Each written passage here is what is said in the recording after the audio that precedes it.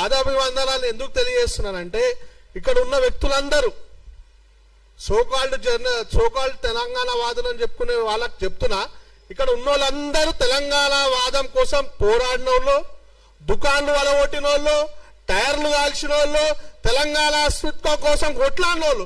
కానీ ఏనాడు కూడా తల్లికి సేవ చేసి నేను నా తల్లికి సేవ చేసిన అని చెప్పి డంపా కొట్టుకొని తిరగలే. ఇక్కడ తల్లికి సేవ చేస్తాం ఏం ఆశించకుండా చేసేటోళ్ళమే అసలైన తెలంగాణ వాదులు. వాళ్ళందరూ కూడా ఈ గడ్డ మీద కూర్చొని ఇక్కడ ఉండి మిమ్మల్ని మాట్లాడుతున్నాను. నేను అడుగుతున్నా, తెలంగాణ రాష్ట్రానికి తెచ్చుకుని దేనికి?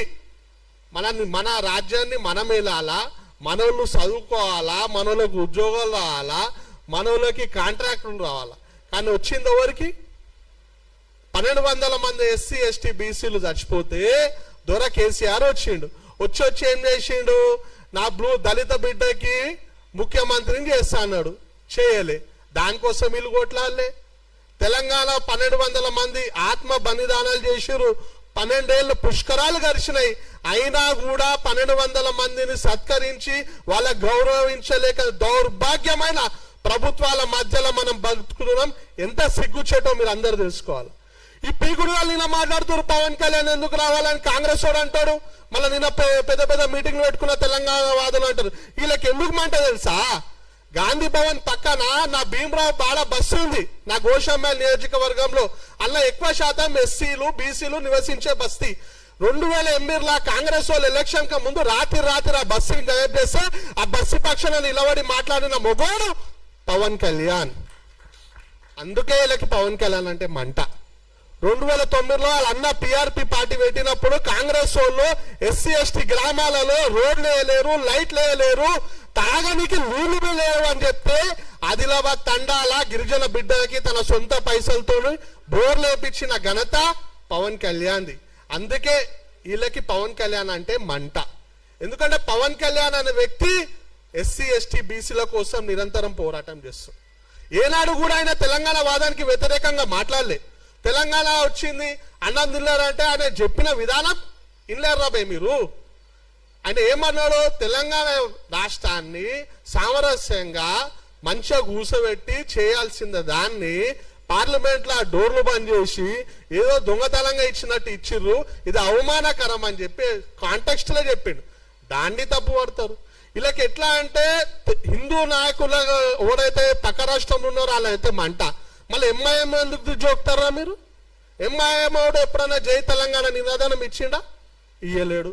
బతుకమ్మ పండుగ, తెలంగాణ రాష్ట్ర ఆడబిడ్డల బతుకమ్మ పండుగ, మన తాతలు, మన నాయనమ్మలు, మన అక్కలు, మన అమ్మలు, రజాకార్ ముండా కొడుకులు మన ఆడబిడ్డలని నిర్వస్త్రాలు చేసి బతుకమ్మ ఆడొద్దన్న కూడా వాళ్ళ ప్రాణాలు అర్పించారు. కానీ బతుకమ్మ పండుగను ఆపలే. అది వంశ పారంపరంగా మన తెలంగాణ రాష్ట్రానికి అప్పచెప్పిన వీర మహిళలు.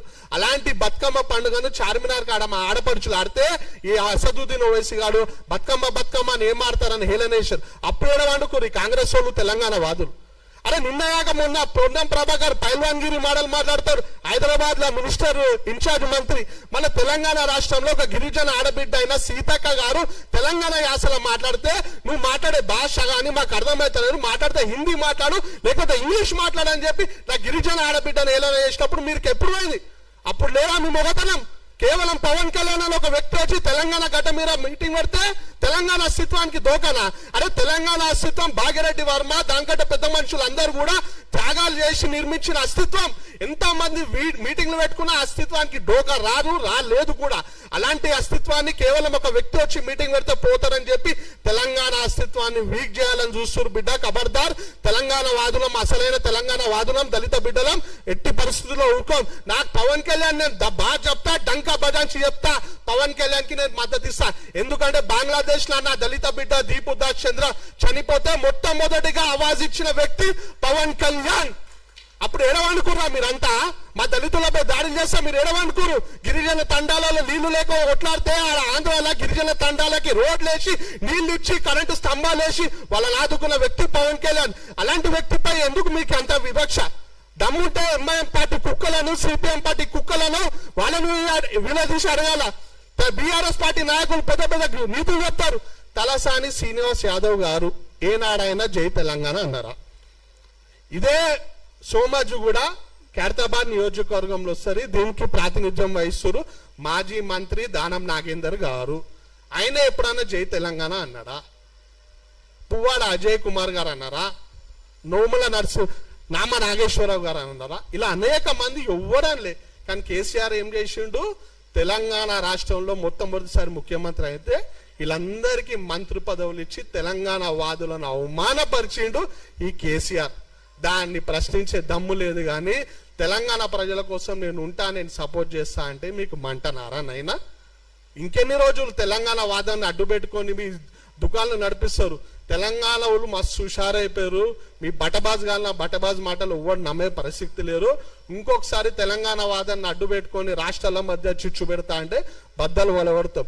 మరీ ముఖ్యంగా ఒకటే మాట చెప్పి ముగిస్తున్నా, వీళ్ళకి ఎంత అదే అంటే లెఫ్టిస్ట్ మైండ్ సెట్లోకి తెలంగాణ ప్రజలకు ఏ ఆపద ఉన్నా ఆదుకునే వ్యక్తి పవన్ కళ్యాణ్ అంటే మంట.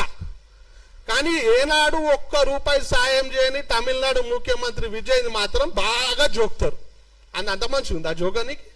ఆడు ముఖ్యమంత్రి ఆడైతే ఈడ సంబరాలు చేస్తారు. ఏనాడు ఒక్క రూపాయి ఆమ్దాని, ఒక్క రూపాయి సాయం చేయడు. ఈడ ఫిలిం ఫంక్షన్ అయితే తెలుగు భాషలో మాట్లాడాడు. అసోంటోంది జోక్తారు. తెలుగు ప్రజల శ్రేయస్సు కోసం పోరాడే పవన్ కళ్యాణ్ మాత్రం తిడతారు. తెలంగాణ ప్రజలు మస్తు హుషారున్నారు. మీ బటబాజాల మాటలు నమ్మడు. అందరు మేల్కున్నారు. మీ ఆటలు ఇక నుండి సాగవు. నాకు ఈ అవకాశం ఇచ్చిన పెద్దలందరికీ హృదయపూర్వక ధన్యవాదాలు తెలియజేస్తూ జై తెలంగాణ.